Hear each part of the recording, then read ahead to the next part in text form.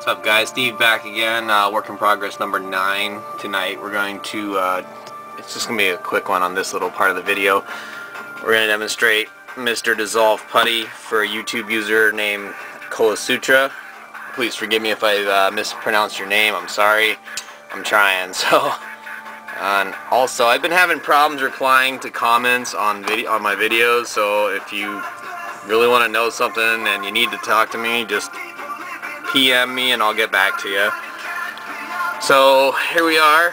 We got our instantly dissolved, or the dissolved putty, and it's gonna be real hard to see, but there's small pinholes in this and very imperfections in the surface from sanding, but that's probably because I used a really rough file on this part. It was really hard to get this flattened down.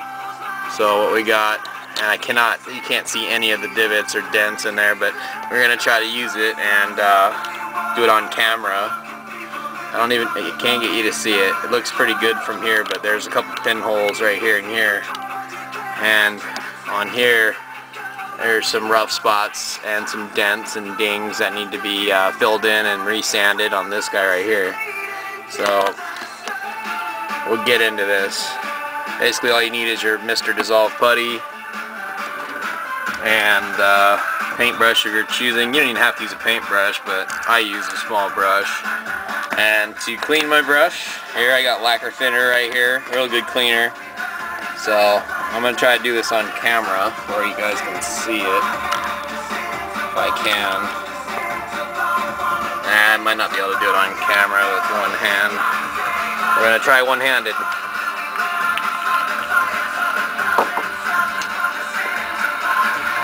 If I can even get this opened. I gotta put this down for a second just to tight.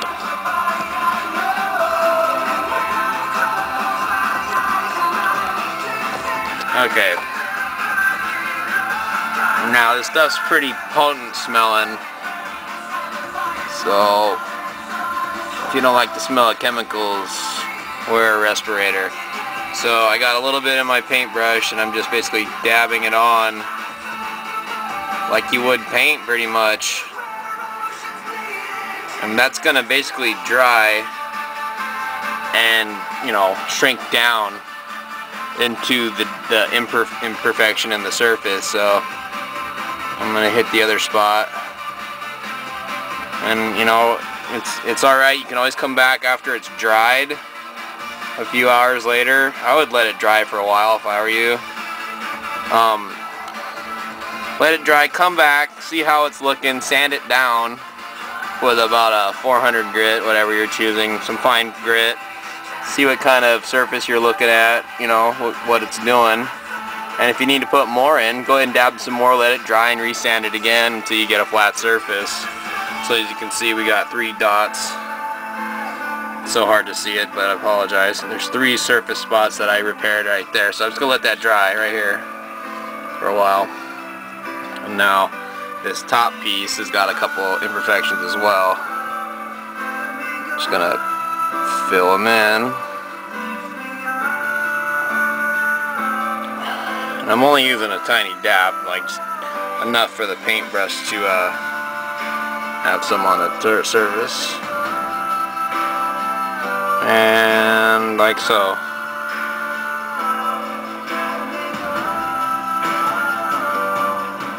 And all this is doing is filling in the dented in surfaces and holes, pinholes and small stuff. Nothing major. I do not use this for major repairs. This is real good for fine little detail repairs. So we got our couple pieces right here. And to clean off your brush, sorry, I just use lacquer thinner like I was saying. And this stuff's highly potent, highly flammable, so be careful with it. If you didn't know that, I don't know what to tell you. So, clean it off real good, and we'll get back to those pieces in a little while. I can come back. I've got some other pieces that I've already done, and we could sand those in a second and show you how we do that. So, see you guys in a couple seconds here. So. Okay fellas, back for a quicker one. This is basically where we're at right now. We got the basically all the pieces for the chest have been sanded, and I'm trying to fit. Some of them are not wanting to stay without glue at all, so this right here is hanging on by a thread. And basically I got all the arm stuff sanded, the shoulder pieces sanded, and I've already shown you the legs, and skirt armor has been sanded. And these are the pieces that I was working on in the previous video showing how to use the Mr. Dissolve putty. I got a couple pieces here that have dried with it, but you're not going to be able to see it. Let me point at it. It's just horrible video quality, guys. Sorry, maybe I should invest in a better camera. So maybe you can see these lumps right here, but that's where I had applied it at first. And then basically we'll hit it with some sandpaper like I was talking about. So see if I can maybe demonstrate that. Maybe. So since we're working with a non-flat surface, we're going to use just straight sandpaper without the sanding stick on it. So I got some 400 grit. It's what I've basically been starting with lately. And give it a good sanding motion. I find that a circular motion tends to give you a more even sanding pattern. And oh shoot. As I'm doing that, I'm sticking my hand into the wet putty on this piece and screwing up everything I just did. So I'll have to fix that too. So keep sanding till it's flattened out and the imperfection is gone.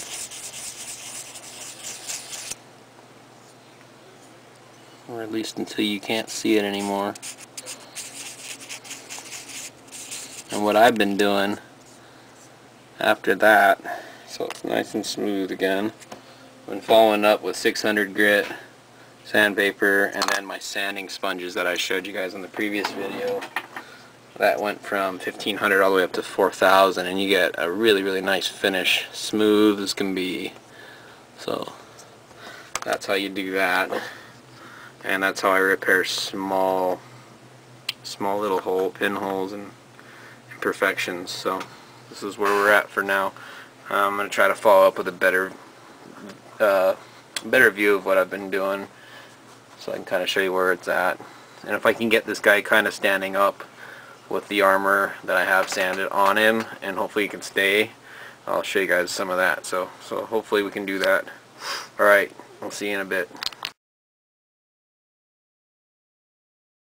Alright, took a couple things off, but basically been trying to fit the chest and stuff and make sure everything's fitting together okay. So far so good. Got a couple quirky spots that need to be addressed, but that will be okay and dealt with in final assembly, I guess. But so far so good. Kind of a look at what the chest is starting to look like without the arms. Very top heavy kit so far. I'm having balance issues. This thing wants to topple forward, so definitely not a good thing. But I'm thinking as soon as you add the I tried this on last night with the backpack parts, and it tended to weigh it towards the back more because this thing likes to topple forward more than anything, and it seemed to balance it out pretty good. So we'll see if that becomes an issue later on as this thing progresses. But I'm digging it so far, looking good. No real problems with the outer armor again so far. I'm just been a sanding machine, so we'll get back to it. Alright, we'll catch you guys in the next vid. Okay, we got the skirt armor added and somewhat hanging on there, and some of the balance issues have resolved because that chest piece right there seems to add a lot of forward weight, but the backpack area seems to balance out the rear. So hopefully in the long run it just, you know, is able to stand. I'm hoping so, because, you know, kind of be ashamed to have this thing on a stand all the time. I wouldn't mind just having it stand on its own. So, and once again, everything's not really glued in, so it's kind of just placed on there. So this is where we're at least for test fitting. So far so good. And thanks for sticking around, guys, and as always, I appreciate it. Alright, we'll see you guys later.